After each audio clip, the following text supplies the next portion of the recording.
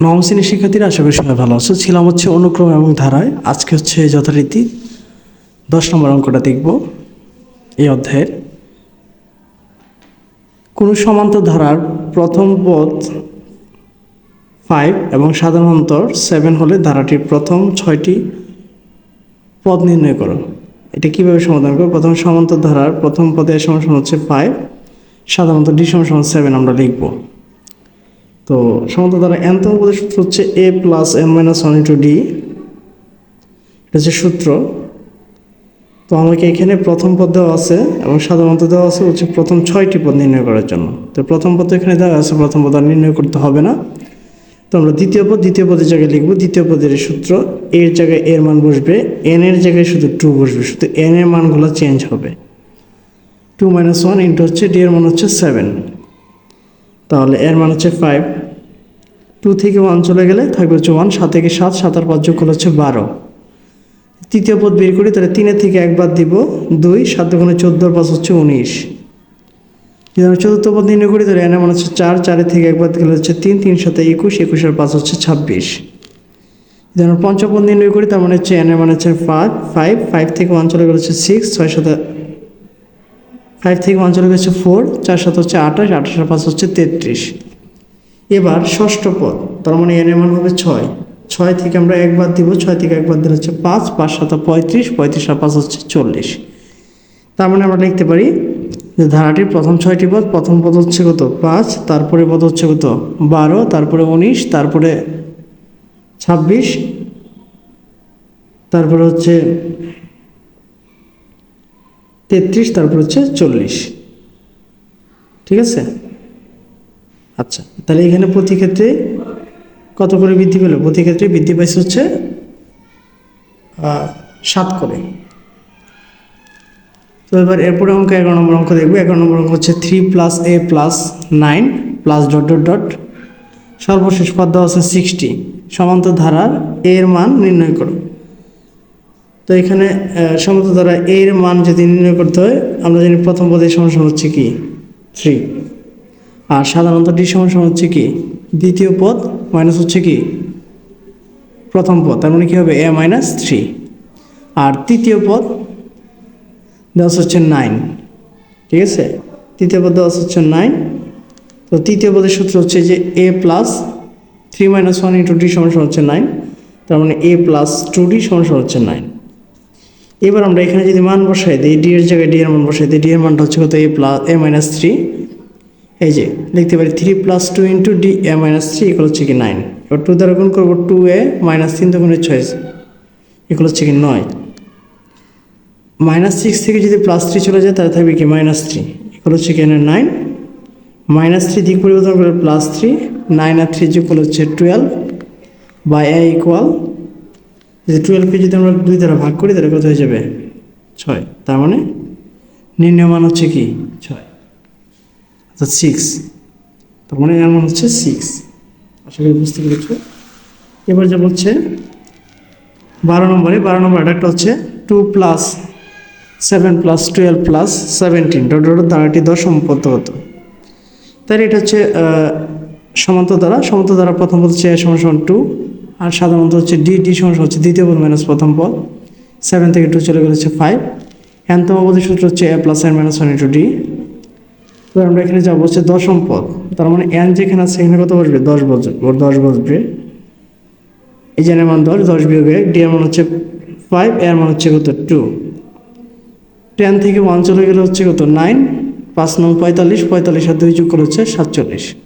অর্থাৎ আমরা 10তম পদ নির্ণয় করতে পারলাম। 10তম পদের মান হচ্ছে 47, 47। এবারে হচ্ছে 13 নম্বরে। 13 নম্বর অঙ্ক হচ্ছে 7 plus 12 plus 70 plus dot dot dot ধারাটি 30টি পদের সমষ্টি। ধারাটি 30টি পদের সমষ্টি যদি নির্ণয় করতে হয়, তাহলে প্রথমে আমরা এখানে লিখে নেব হচ্ছে ধারাটির প্রথম পদ হচ্ছে এ ইকুয়াল কত 7, আর সাধারণত ডি সমান হচ্ছে কি 12 মাইনাস 7, 12 থেকে 7 চলে গেলে হচ্ছে 5। এবার ধারাটির প্রথম 30টি পদের সমষ্টি নির্ণয় করতে বলছে, তাহলে আগে আমাকে সমষ্টি সূত্র এখানে লিখতে হবে যে আমরা জানি এনতম পদের সমষ্টি হচ্ছে s n, n by 2, 2a plus n minus 1 to d. 30টি তম পদের সমষ্টি, তার মানে এন এর মান হয়ে যাবে কত 30। যেখানে যেখানে n আছে আমরা 30 বসাবো, মানে 30 বসায় দিব। এর জায়গাতে এর মান বসাবো, এর মান হচ্ছে, এর মান পাই হচ্ছে আমরা 7, n মানে 30 -1, d এর মান হচ্ছে 5। তো এবার আসো 2 দ্বারা যদি 30 কে ভাগ করে তাহলে হচ্ছে 15 মানে 15, 2 × 7, আর এখানে হচ্ছে 29 × 5। এবার এখানে 15 এর মধ্যে থাকলো 7 × 14 প্লাস হচ্ছে কি 145। 145 সাথে যদি আমরা 14 যোগ করি তাহলে কত হবে? 159, এটা হচ্ছে 15। 159 সাথে যদি 15 গুণ করি তাহলে কত হবে? 2385। তার মানে এই নির্ণয় 30টি পদের সমষ্টি হচ্ছে কি 2385। আমরা nতম পদের সমষ্টিটা মনে রাখতে হবে, যখন সমষ্টি বের করতে বলবে তখন সমষ্টির সূত্র আসবে n/2 2a + n - 1 × d। ঠিক আছে, আশা করি বুঝতে পেরেছি। এবার যা বলছি 14 নম্বরে, 14 নম্বর একটা খেয়াল করি। 14 নম্বর একটা বলছে হচ্ছে একটি সমান্তর ধারার 16তম পদ -20 হলে এর প্রথম 31টি পদের সমষ্টি কত?